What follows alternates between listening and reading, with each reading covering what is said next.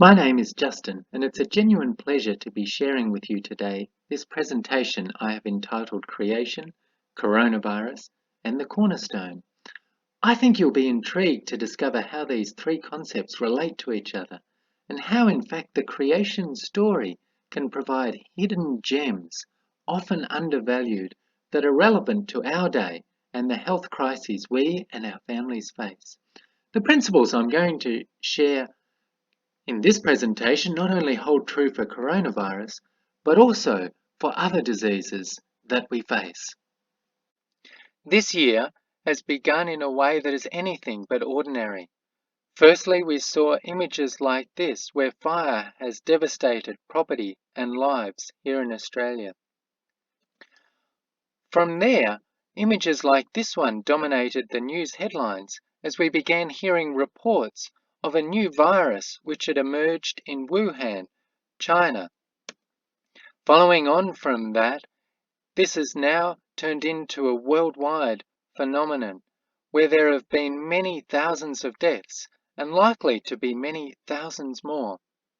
This raises the question in our minds, is there anything that we can do to prevent transmission and to decrease the severity of illness?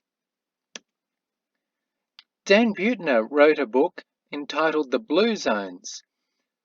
He looked at the secrets of longevity from those who have lived to 100.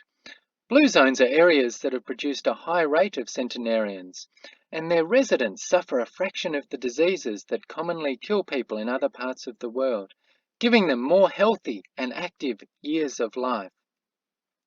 One of the Blue Zones groups are the Seventh-day Adventists. Research supports Dan Buettner's claims that there are in fact some secrets that are available. This paper, entitled 10 Years of Life, Is It a Matter of Choice?, demonstrates that non-Adventist men on average live to 74 years in this community compared to vegetarian Adventists who live for 84 years. And likewise, there is an increased longevity in vegetarian Adventist women compared to their non-Adventist counterparts. What are the secrets that this group of people enjoy, and can they be ours too as we face various health challenges? There are certainly some factors that are outlined in this paper. They include things like exercise, a high tree nut intake, and choices in relation to smoking and diet. And they add up to an additional 10 years of healthy life for men and 8 for women. Interestingly, the package of lifestyle choices was written down by a lady by the name of Ellen in 1905, certainly providing time for this group of people to live to be more than 100. And they comprise 8 health secrets: pure air, sunlight, abstemiousness, rest, exercise, proper diet, the use of water, trust in divine power. And she writes, these are the true remedies. Today, we're going to unpack these 8 health secrets and discover what the science is behind them and whether they relate at all to the situations that we're facing in the world at the moment. These health principles have really represented the lived experience of many thousands of peoples from all countries, cultures, and ethnic backgrounds for over 100 years. They are tried and proven with evidence from both personal experience as well as scientific publication. And as I'll share with you today, they're founded in the story of the Creation Week. It is amazing that these 8 principles will not only target a single illness or disease entity, but they will provide health benefits broadly for almost every illness that we're faced with, including diseases of the mind like Alzheimer's or psychological illnesses like anxiety and depression, for cancers, for problems with the blood vessels, including stroke and heart disease, for diabetes, for immune diseases, and for obesity. Focusing on infectious diseases and specifically on coronavirus, we see that there is a real spectrum of illness, from non-infected individuals through to asymptomatic cases, then to symptomatic cases, severe cases, and deaths. I've pulled a lot of the highlights of this presentation from news headlines because I feel that they're really instructive as we understand this disease. And here in Australia, as in other places of the world, cruise ships have played a significant role in this disease process. And we've seen a large number of deaths associated with cruise ships. The point that I want to highlight from this headline is that the proportion of each of these spectrum of illnesses is dependent on the demographic that we're studying or looking at. And so there will be a higher percentage if a person is elderly, unwell, or hospitalized of deaths and severe cases, while if a person is young, well, and we're looking at a community population, then there'll be a much higher percentage of symptomatic or asymptomatic cases. Another news headline is of nursing homes, and there we've seen very high number of deaths as we've looked at this population that are elderly, but there are also other factors related to this population as well that make them more susceptible to coronavirus. If we're to look at this in a different way, I think that we'll find that the relative proportions are somewhat along the numbers that I've generalized here, with overall deaths being less than 1%, severe cases less than 5%, symptomatic about 40%, asymptomatic 15%, and non-infected individuals 40%. While these percentages may look small, if they are multiplied in a population that's susceptible, then we can see overwhelming numbers, as has been demonstrated around the world. I want to talk about the natural history of this disease for a moment. Firstly, we see that there's an infection that has to take place and a pre-symptomatic phase, which is generally about 5 days, followed by a symptomatic phase of 7 days, and then in severe illness, a very rapid deterioration where patients are admitted to hospital, they suffer worsening of their breathing, followed by what's called acute respiratory distress syndrome, which is where the lungs are scarred and find it's difficult to oxygenate, and finally intensive care and ventilation. A preventative medicine approach would look at infection and try and prevent this step, and also look at the prevention of progressing from symptomatic to severe disease in order to modify the disease severity. And so, with prevention of transmission, as you can see here in this slide, we would not have infection at all, whereas with modifying disease severity, we would get infection, but we would have immune system success and prevent severe disease. This should be our aim.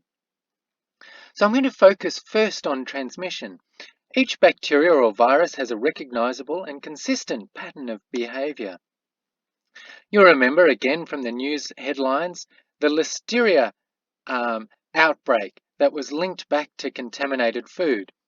We're not hearing about contaminated food linked to coronavirus. You also would have heard about Legionella and its links with water towers. Again, there's no links with contaminated water with coronavirus. Another illness Q fever, which infects the products from animals, and we hear about it in abattoirs and shearers, and also on the clothing of those workers.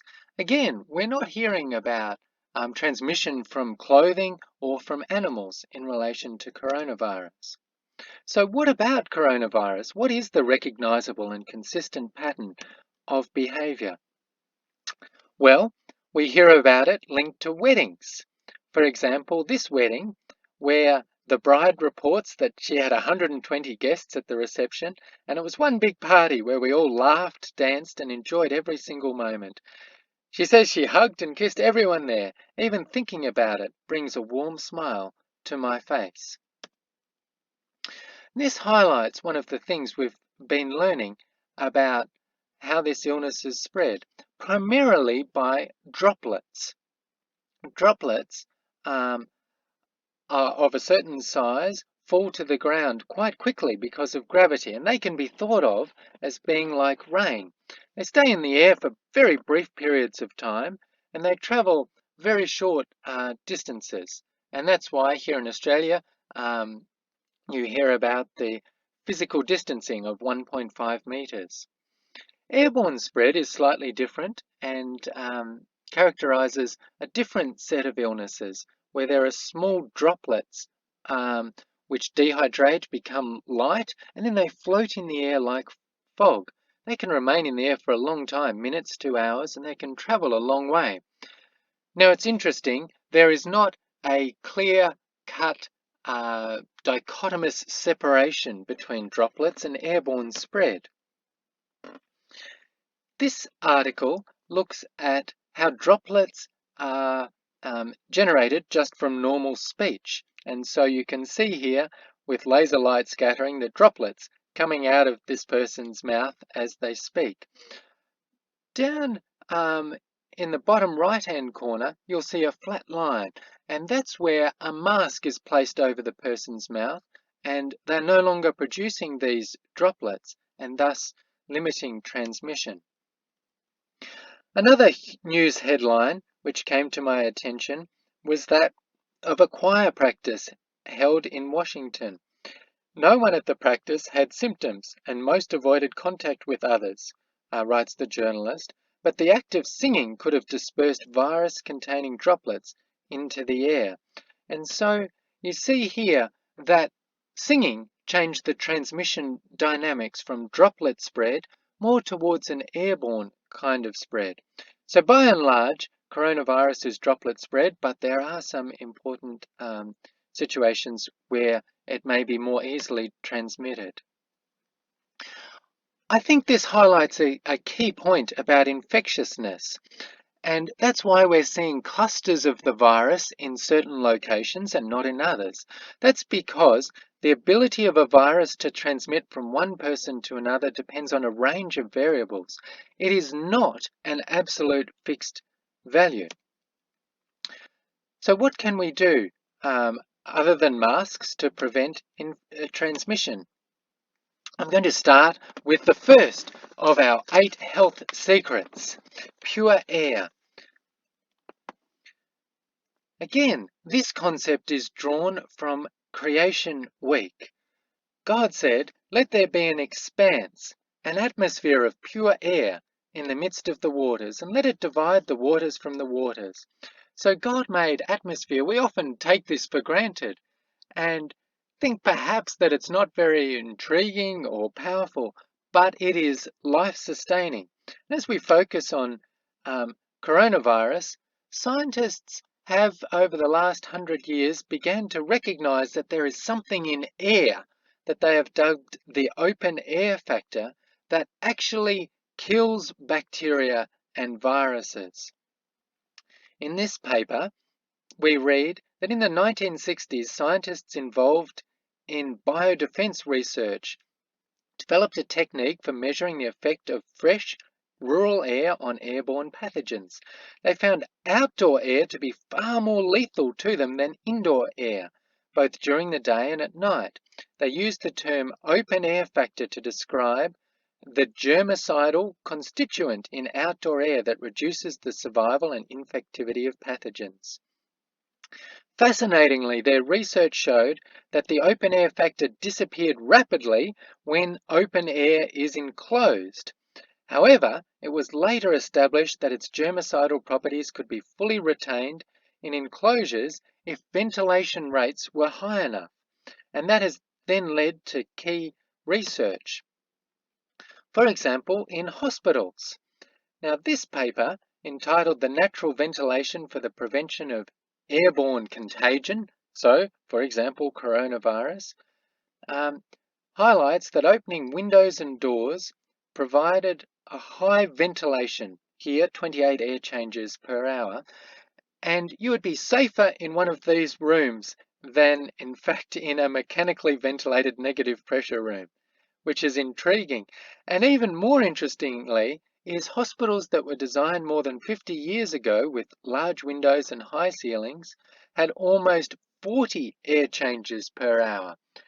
So to have this bactericidal and virucidal antibacterial property, we need to open our doors and windows and let this first secret created back in creation in. I want to thank my good friend Shane Winfield for this fantastic diagram here. Really, a picture says 1,000 words, doesn't it? And the 5-in-1 health benefits of pure air with maximum effectiveness mixed with sunlight. And that's going to be our next health secret that we look at. So why is it that some sites have greater transmission than others? We've talked about lack of ventilation, and certainly in meatworks we can see this. We've talked about masks and proximity to each other. I don't know if they sing in meatworks, probably not, but I wouldn't suggest it. The surfaces and the lack of sunlight are two things that we're going to focus on next. This paper looked at the surface stability of coronavirus, and they discovered that things like copper, interestingly, and cardboard, the virus rapidly became non-infectious on these surfaces, whereas it persisted on more non-porous things like stainless steel and plastic. This has been known about since the 1980s in relation to influenza virus, where we can see that on hands it survives only for a few minutes after transfer from the environment, on cloth, paper and tissues only about 15 minutes, whereas non-porous surfaces like steel and plastic, similar to coronavirus, it has a long survival, but probably a shorter ability to transmit infection. And so there are a number of things that impact on the ability of a virus to survive on, it's called a fomite here, but essentially what it's saying is an environmental location. And they include things like air, which we've talked about, the UV exposure, the type of surface, the sunlight and humidity, and the pH and the amount of moisture. So I just want to stress that this is what you do not need to do. I think God's designed our food to repel things like these viruses, and so you certainly don't need to wash your veggies to protect yourself from coronavirus. Sunlight is the next health secret that I'm going to focus on. And again, this health secret comes from the creation week. We read in Genesis 1 that God made two great lights, the greater light to rule the day and the lesser to rule the night. God set them in the firmament of the heavens to give light on the earth.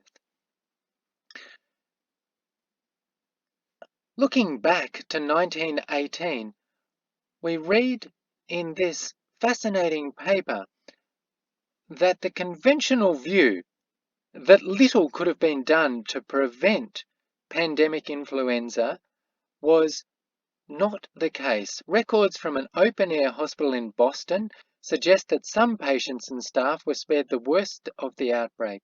A combination of fresh air, sunlight, scrupulous standards of hygiene and reusable face masks appears to have substantially reduced deaths among patients and infections among medical staff.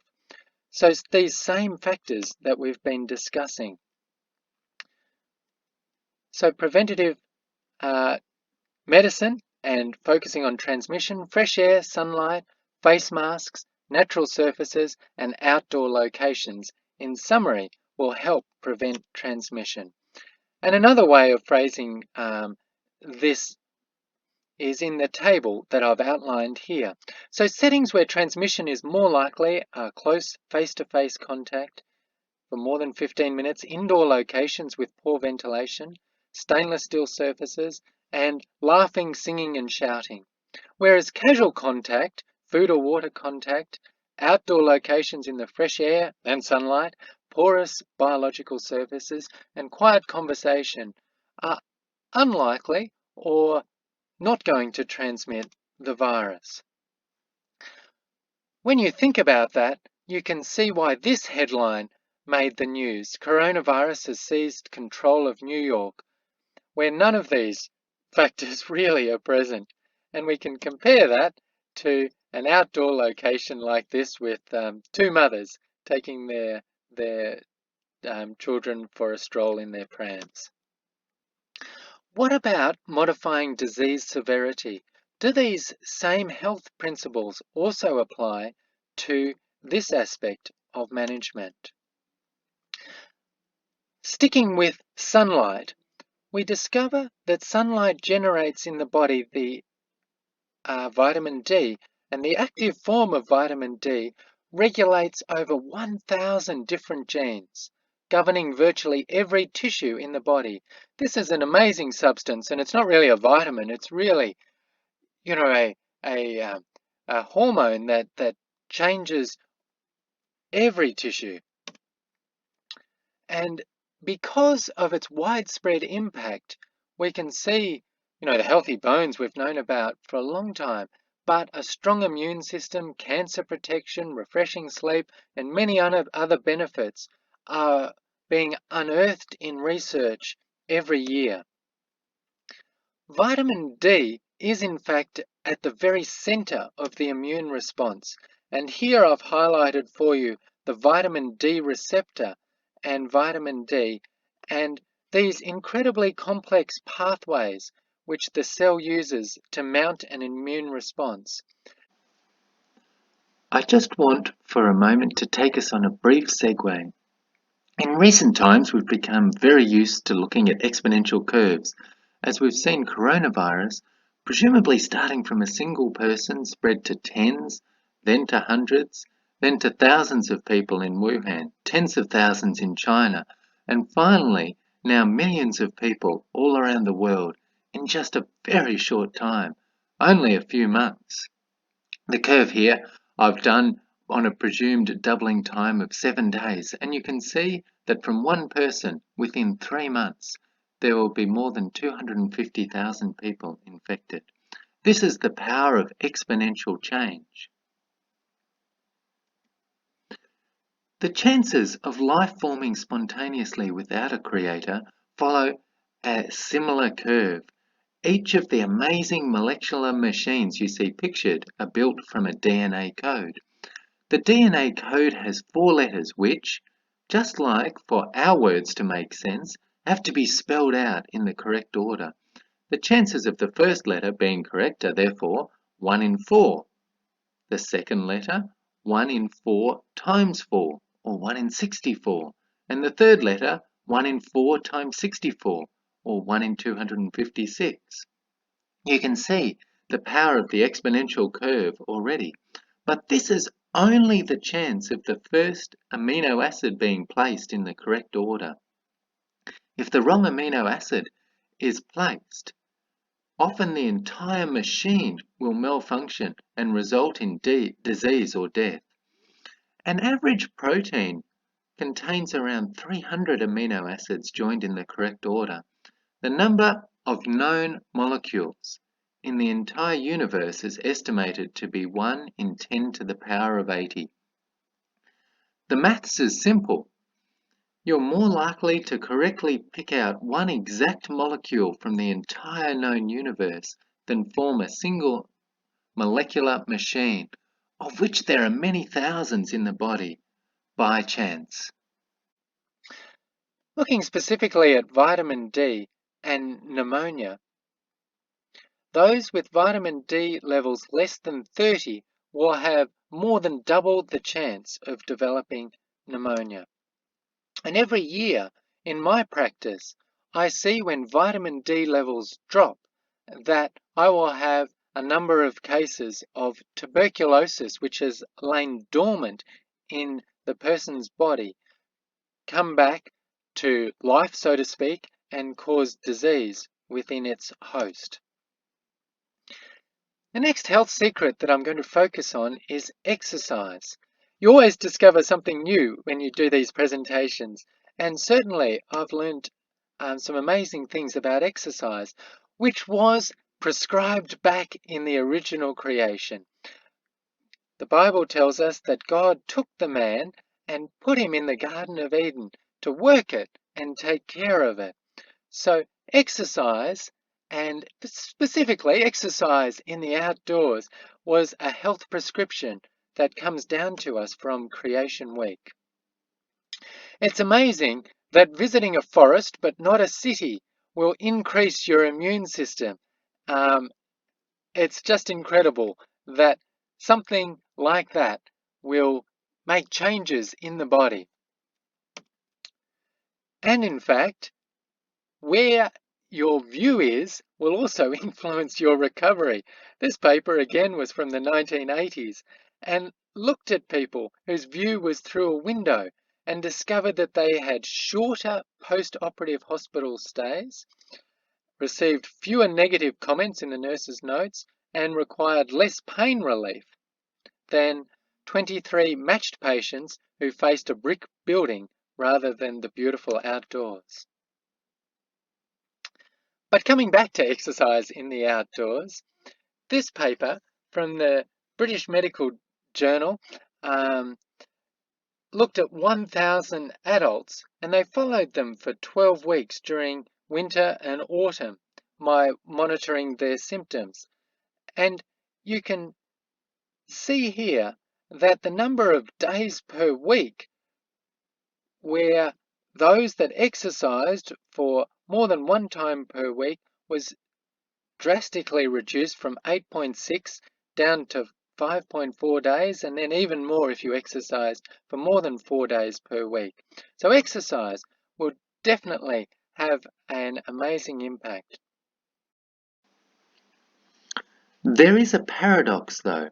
When we exercise, the oxygen uptake into our lungs increases 20-fold, while the use of oxygen in skeletal muscles increases 100 to 200 times. Now, when we looked at the power of fresh air, we saw that it was extremely deleterious to living organisms like viruses and bacteria. How is it then that our lungs and bodies can cope with fresh air without becoming damaged? In fact, many disease processes are caused by oxidative stress from free radical formation. These free radicals damage critical cellular molecules like the vital DNA structure that we have already talked about. This damage disrupts the cellular processes and can result in disease processes like acute respiratory distress syndrome.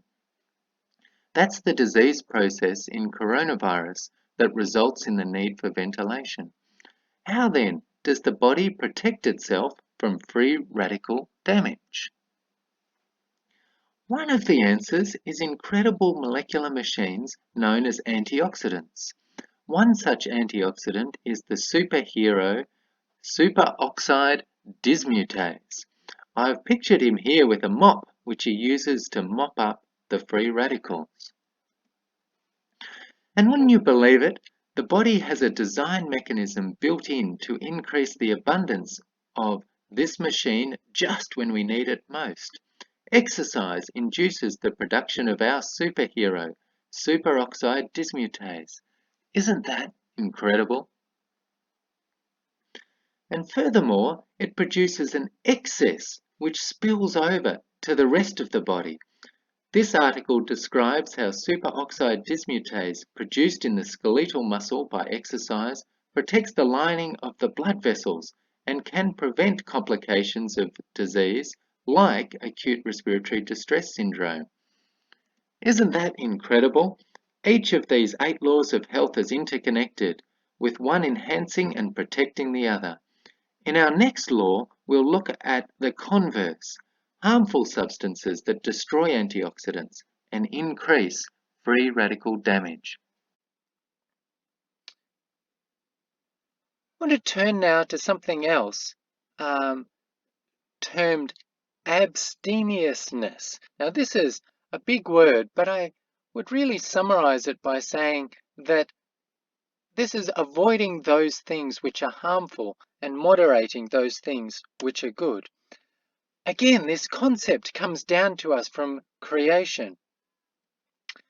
God gave humanity many things to eat from, but there was one thing, he said, of every tree of the garden you may freely eat, but of the tree of the knowledge of good and evil you shall not eat, for in the day that you eat of it, you shall surely die. So he specifically said that there are some things that you should not do, some things that are harmful. This gave humanity free choice to trust what God said or choice to disobey. One thing that I've been intrigued by is the relationship between this virus and sites where alcohol is consumed. And we've certainly perhaps had an inkling of that with cruise ships, but here in Australia we had an outbreak linked to winery and a bus. The wedding also that we saw was a place where alcohol was consumed, and more recently, South Korea nightclubs. There are other factors within all of these locations, but I wanted to look at the role that alcohol might be playing. This paper tells us that alcohol affects many organs, including the immune system, with even moderate amounts influencing immune responses. Although alcohol can alter the actions of all cell populations, the effect is subclinical. That means that we can't really see it. It's hidden until we get a secondary insult, like a bacterial or viral infection.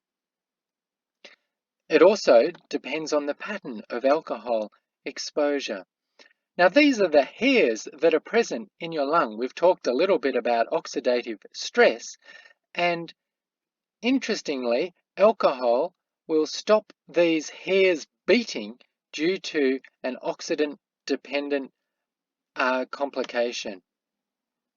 And so, it's not only the cilia that clean out our lungs, but we find that there are changes in the kind of bacteria that are present within our mouths and sinuses. The fact that we can't cough and clear our secretions, the hairs we've talked about, but then there are changes actually within the little alveolar, the air sacs, which are only just being discovered. This paper tells us that there's evidence gathered that reveals that alcohol abuse independently increases the risk of developing acute respiratory distress syndrome by as much as 3 or 4 times. So certainly this is one key factor where we can impact on the severity of disease. It goes on to say that the risk for acute lung injury and pulmonary infections are inextricably linked. Specifically, chronic alcohol ingestion decreases the levels of the antioxidant. This is a different one to the superhero we talked about before, within the alveolar space by as much as 80 or 90%. And this means that the barrier that stops viruses and disease getting into our lungs is impaired and renders the lung susceptible. These changes, the authors write, are often subclinical and may not manifest as detectable lung impairment until challenged by an acute insult For example, coronavirus.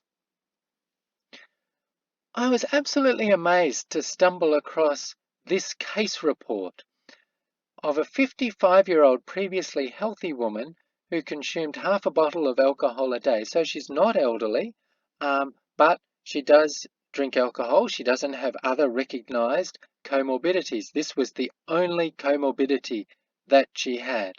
And she presented with respiratory failure.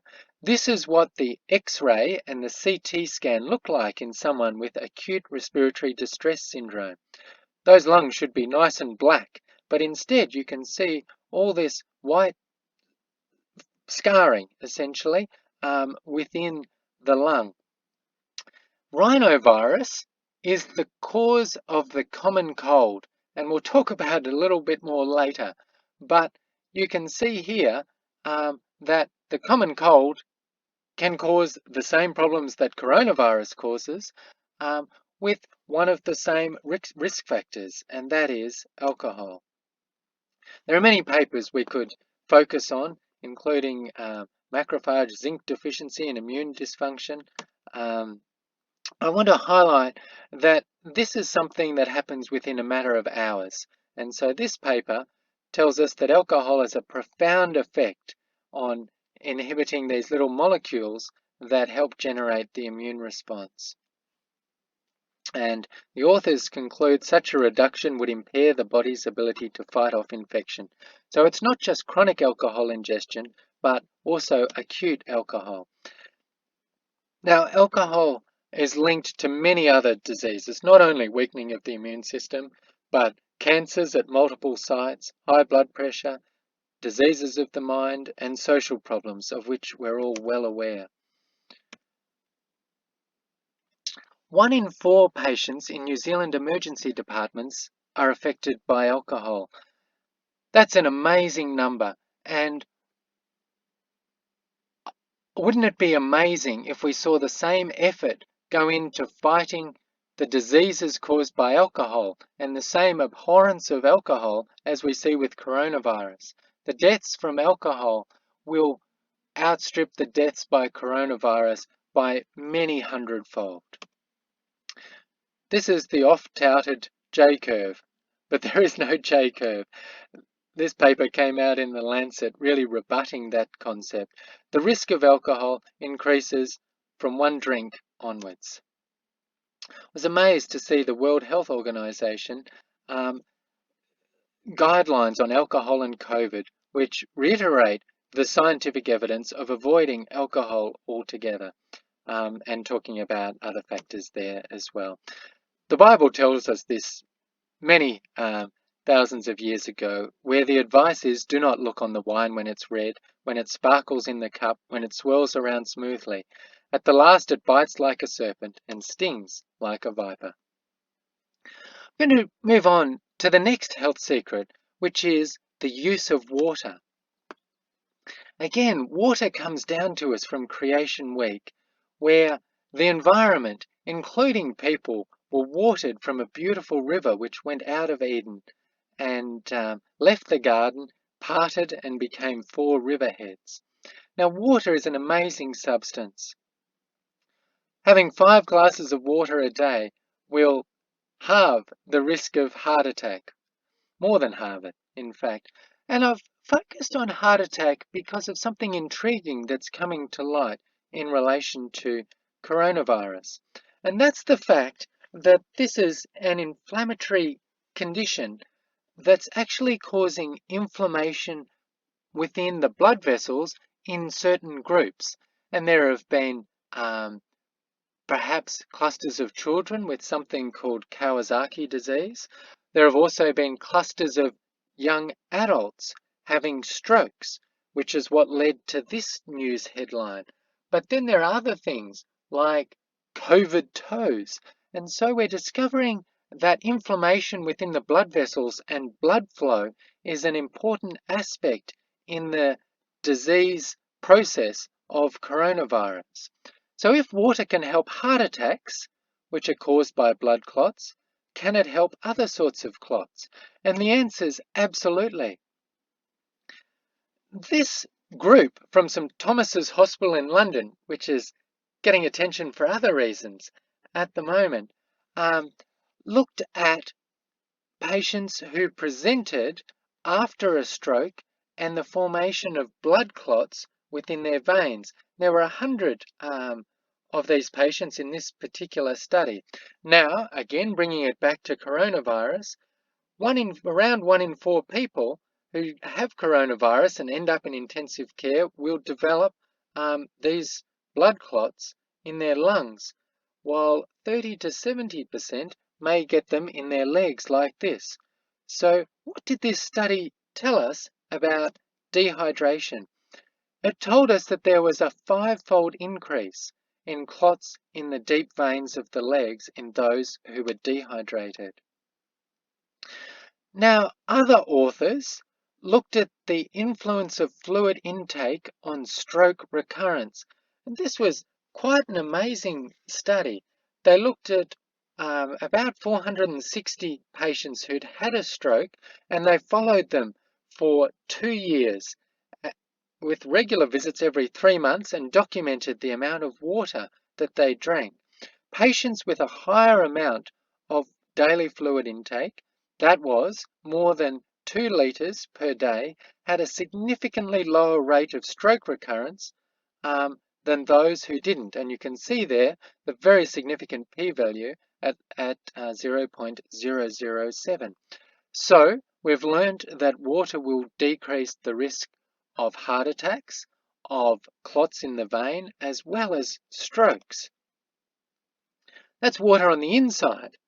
What about water on the outside? This is a Finnish sauna where people enjoy heating their bodies in a steam environment followed by a cool dip. And there have been lots of fascinating studies in relation to this process. Here's one from 2017 looking at the number of sauna sessions per week and the rates of pneumonia. And you can see there those that had more than 4 sessions per week had half the rate of pneumonia as those that had less than 1 per session, after accounting for potential confounding variables. This is actually a prospective study where they divided people into 2 groups, and they asked half the subjects to undertake their sauna bathing, while they had 25 controls who refrained from sauna baths or comparable procedures. And you can see there a very significant difference in the number of days that subjects suffered colds, from 350 in the control arm to around 200 in the sauna bathing arm. So what is it about water on the outside or steam on the outside followed by this cold bath that might be preventing pneumonia and infections? Well, it turns out that fever is a well-designed process to switch on the immune system. And you can see here that heat will trigger this cascade. In other words, it's like the key that switches on the immune system engine. The authors of this paper write, given the complexity of these immune mechanisms, it is remarkable that fever range temperature stimulates almost every step involved in this process, promoting both the innate and the adaptive immunity. So perhaps it's the heating that the sauna provides that helps the immune system in these individuals. I was intrigued to read this paper, which came out last year, and it looked at the optimal temperature for antibody binding. And they looked at 2 different infections, dengue and malaria, and they discovered that the antibodies bound to the infectious particles best at 40 degrees compared to 37 degrees, and also highlighting the point that once the temperature goes over 39.5, then it starts becoming deleterious, and I'm certainly not advocating extreme heats like that. Interestingly, we have often intervened as doctors or parents or concerned friends with things like paracetamol. And here's a study which actually needed to be terminated early because of the harms associated with cooling people. And so, to give you a little more detail, the participants were randomized into two groups. One was the permissive fever group, and the other was an aggressive cooling. And I'm just looking at the slide there. With the aggressive cooling, what they did was they added paracetamol every 6 hours for a temperature of more than 38.5, and they put on a cooling blanket if the temperature got over 39.5. Whereas in the permissive fever group in blue, they received no treatment for a temperature of 38.5 and only received treatment if the temperature went over 40. And at that point, they did give Panadol and the cooling blankets. And you can see there that there were more infections per patient, and there were 7 deaths compared to 1 death. And as I said, this study was terminated early. So it really has changed my way of approaching fever in patients, and tells us that fever is actually a beneficial response that's been designed into the organism to help fight infection. So I think after doing this research, I should book into a sauna like this and enjoy the views once a week, at least. I'm going to move on to talk about diet. And again, diet is something that comes down to us from creation reap. And God was very prescriptive in the creation diet that would bring maximum health. He said, "Let the earth bring forth grass, the herb that yields seed, and the fruit tree that yields fruit.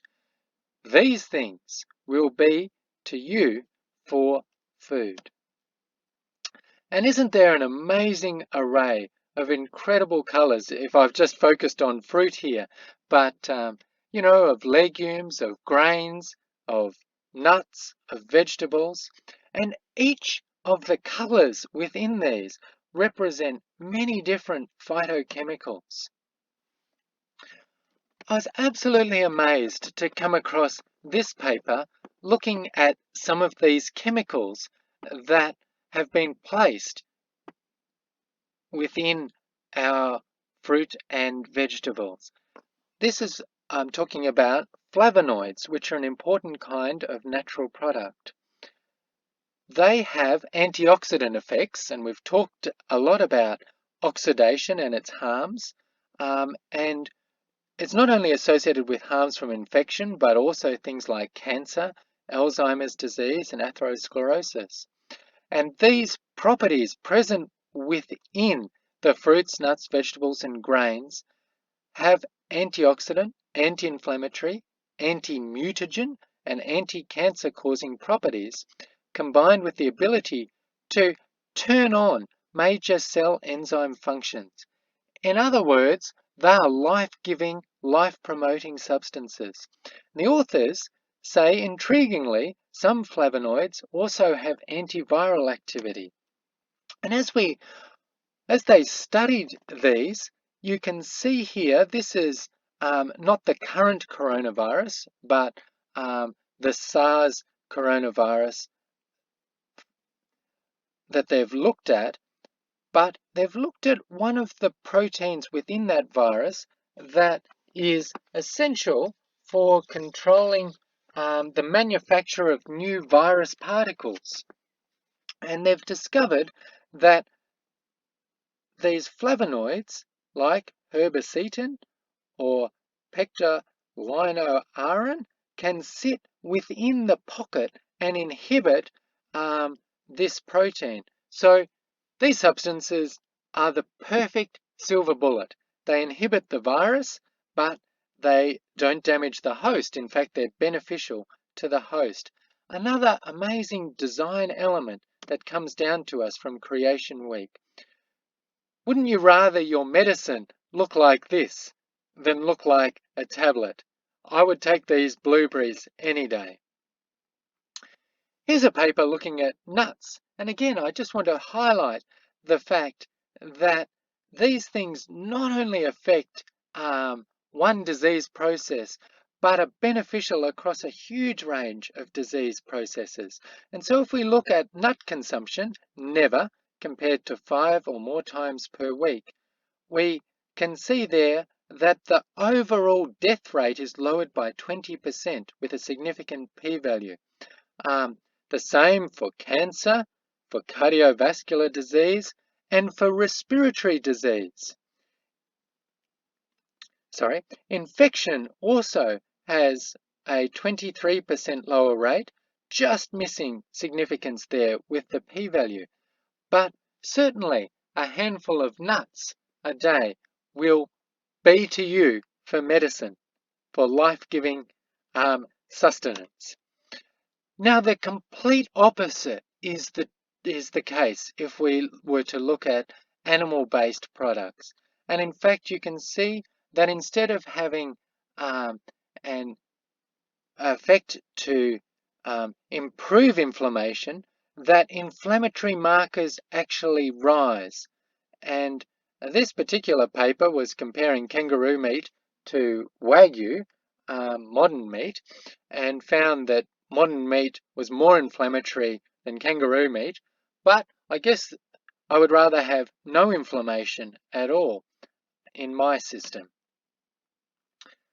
Rest is the next health secret that I'm going to briefly mention, but then focus a bit more on it as we come to our final health secret. Now, we looked at rhinovirus before, and we saw that patient who had taken alcohol every day and then developed acute respiratory distress from this rhinovirus. Certainly, I'm glad that none of the people, the 164 healthy volunteers in this paper had such an outcome, because the study authors actually exposed these people to rhinovirus as they measured their sleep duration, and they discovered that the percentage of those with objective colds was directly proportional to the number of hours slept. And you can see there, those who slept less than 5 hours had a 45% chance of developing an objective cold, whereas those who slept more than 7 hours only had a 15% chance. We could talk a lot about rest and sleep, but I'm not going to focus on it anymore in this particular talk. I want to move on to talk about the final health secret, which is trust in divine power. I love this beautiful promise from Isaiah 26, and it really talks to us about trust and peace. It says, "You will keep him in perfect peace, whose mind is stayed on you, because he trusts in you." Now, trust also will change, or stress, I should say, will change the level of susceptibility to rhinovirus, this same virus. And again, this is where people were knowingly exposed to the virus. And you can see there that whichever measure you use, either the grey or the maroon colour, that as your stress levels increase, measured with cortisol in this particular study, that your probability of infection also increases, going from around 70% up to 80%, depending on the criteria we use, or 60% up to 75%. So stress, not having perfect peace, will increase our susceptibility to infection, and that is well recognized. Coming back to Dan Buettner's book, I read this statement and it's really stuck with me. He wrote, "When you ask the most highly functioning seniors how they are, they always say, 'I feel good, thanks to God.' They may be blind, deaf, and their bones hurt. The fact that God is in control of their lives relieves any economic, spiritual, or well-being anxiety they might otherwise have. They go through life with the peaceful certitude that someone is looking out for them." Isn't that something that you want? That peaceful certitude that God is taking care of you. This paper has just come out, and really it's come out at a time when the health sector is under incredible scrutiny because of deaths related to a sense of hopelessness, to drugs, alcohol, and suicide. And this paper looked at many thousands of female and male healthcare professionals and their relative risk of dying dependent on attendance at religious service. And you can see there that attending weekly was associated in women with more than a 60% chance, I think a 68% chance, and in men over a 30% chance less of suffering a death in these circumstances. And so this highlights again the factor of divine trust, the last secret. And so as we look at these 8 secrets, we can see that each of them comes from creation week, and each of them has amazing benefits not only for transmission of infection, but also for disease mitigation, for preventing and modifying the severity of the illness. Not only for infections, but I could give this same presentation for any illness that you give me, for diabetes, for cancer, for sunlight, for obesity, for diseases of the mind. And it's incredible that these 8 laws come down to us from Creation Week. I want to just change tack slightly and share with you a little about the cornerstone. And this is the last segment of the presentation. This is Solomon's Temple. And when Solomon's Temple was built, there were immense stones for the foundation, which were prepared entirely at the quarry and then brought to the site. Not an instrument was to be used upon them. They were only going to be placed in position. They were looking for a particular stone to use in the foundation, and one of unusual size and peculiar shape had been brought, but the workmen could find no place for it, and they would not accept it. It was an annoyance to them as it lay unused in their way. Long it remained a rejected stone. But when the builders came to the laying of the corner, they searched for a long time to find a stone of sufficient size and strength and of the proper shape to take that particular place and bear the great weight which would rest upon it. They didn't want to make an unwise choice for this important place because the safety of the entire structure would be endangered. They wanted to find a stone capable of resisting the influence of the sun, of frost, and of tempest. Several stones had at different times been chosen, but under the pressure of immense weights they had crumbled to pieces. Others couldn't bear the test of sudden atmospheric changes. But at last, attention was called to the stone so long rejected. It had been exposed to the air, to sun and storm, without revealing the slightest crack. The builders examined this stone. It had borne every test but one. If it could bear the test of severe pressure, they decided to accept it for the cornerstone. The trial was made, the stone was accepted, brought to its assigned position, and found to be an exact fit. The stone that had been a nuisance and a stumbling block. Isaiah writes to us about this cornerstone.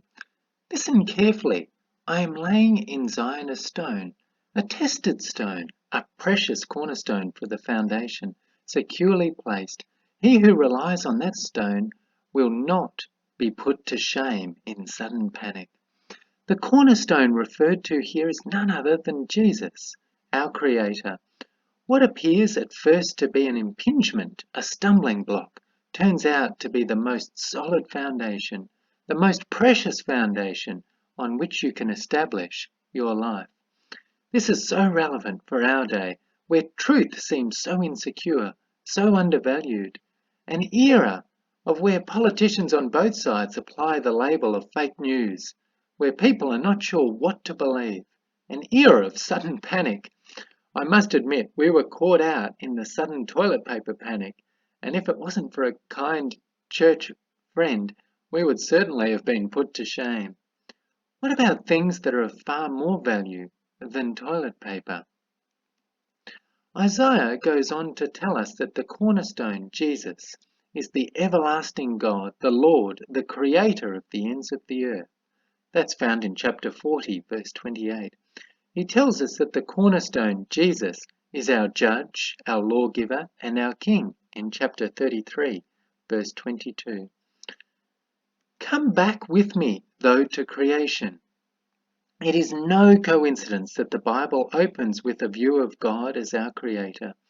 In the beginning, God created the heavens and the earth, we read in Genesis 1.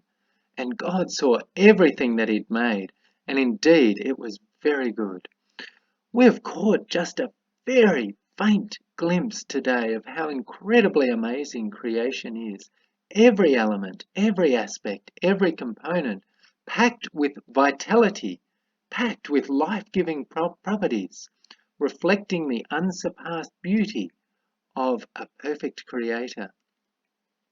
We read of people too who were made perfect, made in the image of God. The image means to have the character and attributes.